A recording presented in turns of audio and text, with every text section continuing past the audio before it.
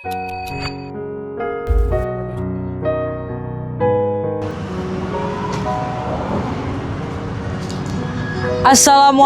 warahmatullahi wabarakatuh. Salam sejahtera bagi kita semua. Salam, Om Swastiastu, Namo Buddhaya, dan salam kebajikan bagi kita semua.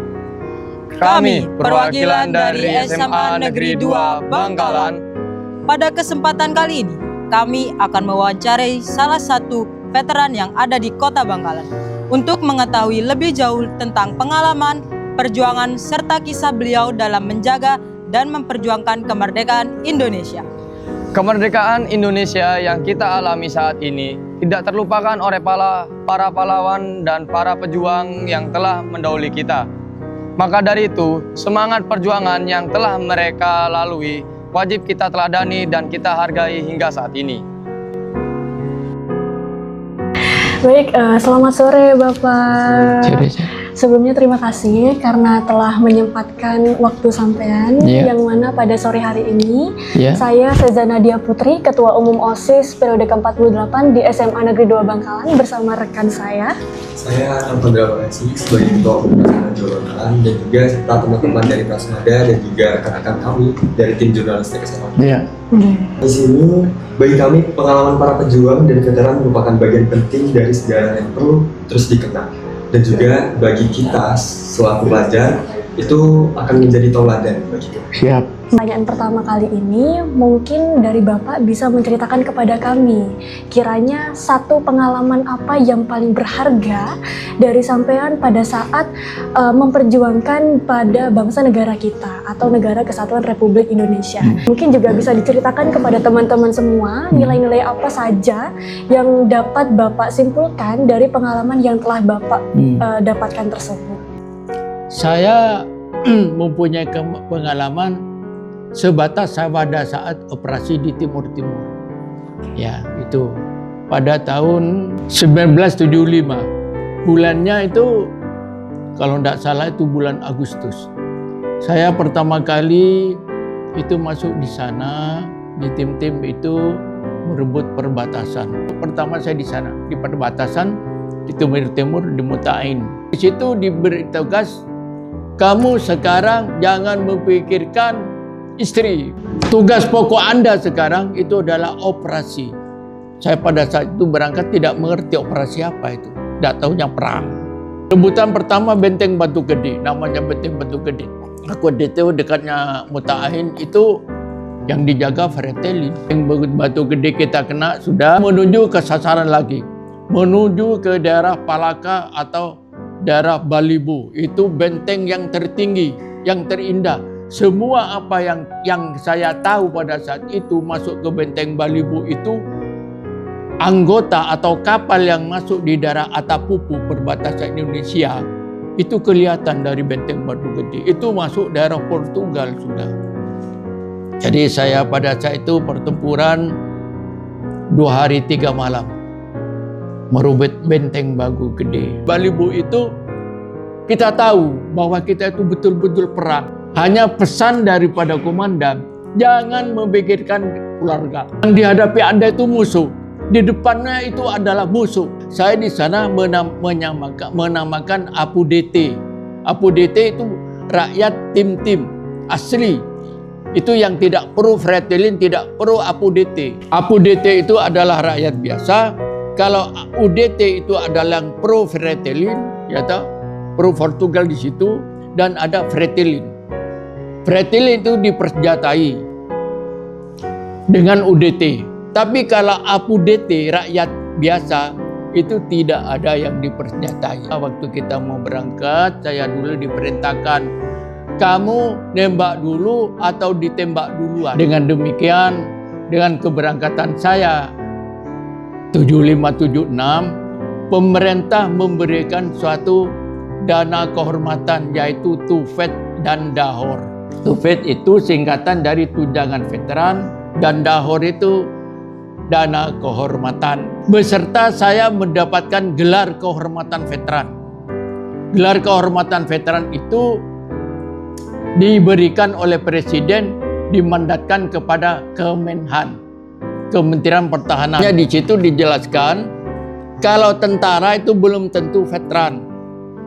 Tadi saya jelaskan. Tapi kalau veteran yang dari tentara yang sudah mendapatkan gelar veteran berhak untuk menjadi veteran. Kan Pak ya, Iya. apa yang sudah sampean katakan, untuk meraih suatu kemerdekaan negara Indonesia itu bukan segampang kita menapak satu langkah saja. Iya. Dan di belakang itu masih banyak langkah-langkah yang harus kita gapai, yang harus kita kejar, bahkan hanya untuk menapakkan sebuah bendera merah putih gitu Pak ya.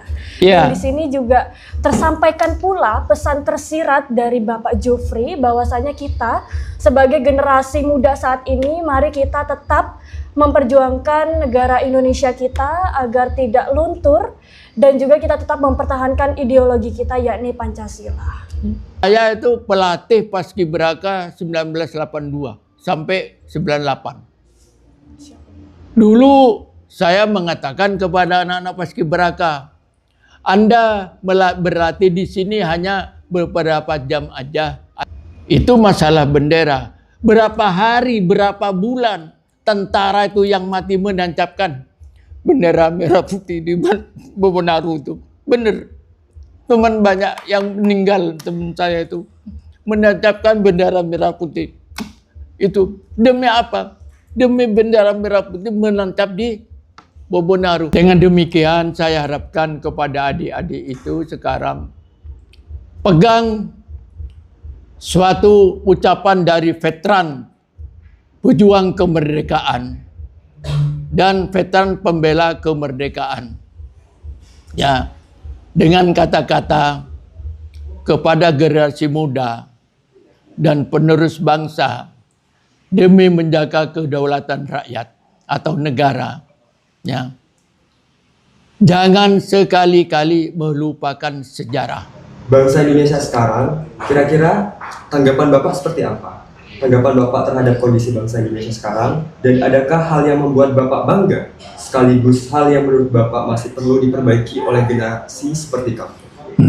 Baik. Kalau saya beranggapan itu pada saat ini saya bangga dengan adanya negara Indonesia yang banyak kemajuan, ya toh, di bidang apapun juga itu banyak. Saya sekali lagi jangan sampai melupakan sejarah kepada generasi muda. Itu pesan dan kesan daripada veteran pejuang kemerdekaan.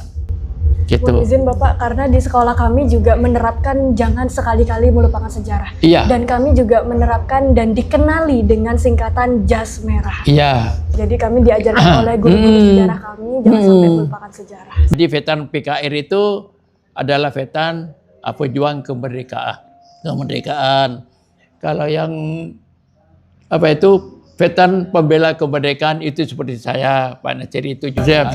Mengucapkan terima kasih Pak dengan jawaban Bapak yang sangat luar biasa, tentunya sangat memberikan pesan yang amat sangat bermakna bagi kami. Dan akan kami tancapkan, akan kami ingat selalu pesan dari Bapak, yaitu jangan sekali-kali kita melupakan sejarah.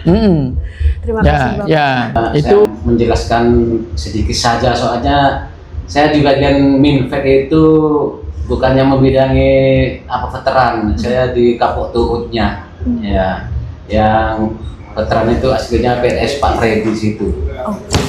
Untuk mendapatkan gelar veteran itu dikategorikan tergantung dari yang ada 4 tadi itu, yang PKRI, terus yang pembela, yang Anumarta itu kan tadi.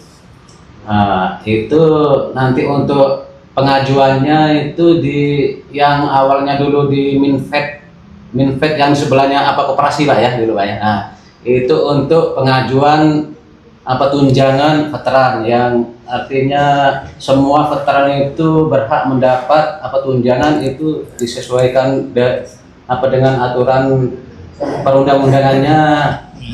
Sudah tertera itu, ada 4 macam yang tahun 2015, 2018 yang terbaru kemarin. Demikian wawancara yang kami lakukan bersama salah satu veteran di Kota Bangkalan. Dari wawancara ini, kami belajar bahwa kemerdekaan yang kami nikmati saat ini memiliki nilai sejarah yang sangat panjang. Semoga kisah dan cerita dari beliau dapat menginspirasi khususnya anak muda dan generasi Gen Z. Dan untuk selalu menghargai para pejuang yang telah mendahului kita. Kami dari SMA Negeri 2 Bangkalan mengucapkan terima kasih. Wassalamualaikum warahmatullahi wabarakatuh.